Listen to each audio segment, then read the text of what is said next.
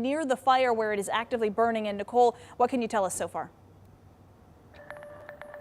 Yeah, so Whitney, we made it to the incident command post for the fire, and I actually have Jessa Lewis here right now. She is the PIO with the Department of Natural Resources. So Jessa, you were able to tell me earlier how big this fire is and what it's threatening right now. Can you let us know? Absolutely. So we're looking at 85 acres estimate, and about 100 structures are within a quarter mile of the fire, so are threatened at this point. That's why there's a level 3 evacuation. And we've been seeing a ton of crews showing up to this area here. What level of resource do you have on this fire?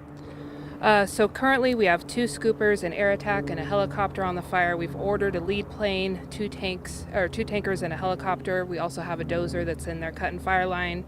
There's 2 hand crews, 3 DNR engines, and then folks with structure protection, other brush rigs from District 3, Geiger Heights, and Cheney, and others agencies are responding. And I know that people are probably wondering, but you had mentioned that you're not sure at this point whether their structures are homes or barns or things like that. So still to be determined. And then as we look forward, we are dealing with some pretty windy conditions here. So just some perspective for our viewers. What are crews dealing with on the fire line right now? So wind gusts up to 15 to 20 miles per hour. Hopefully that's going to be dying down soon into the evening.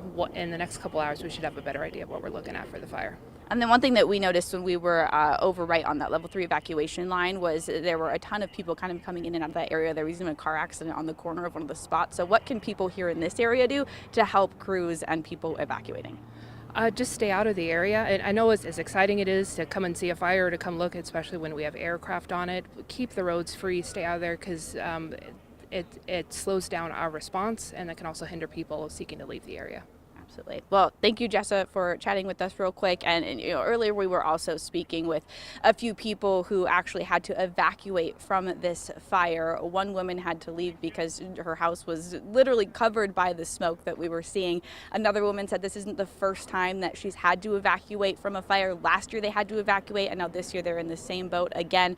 So we are here. It is fire season. At this point, you can kind of see behind me here, some of that smoke has started to clear out because it was very aggressive earlier. You couldn't even look this direction without seeing plumes of smoke. You can also see some of that aircraft in the air. So all of these resources here, getting organized, getting ready, fighting this fire. We'll of course get you any updated information as we get it. In Cheney, Nicole Hernandez, KREM 2 News. Nicole,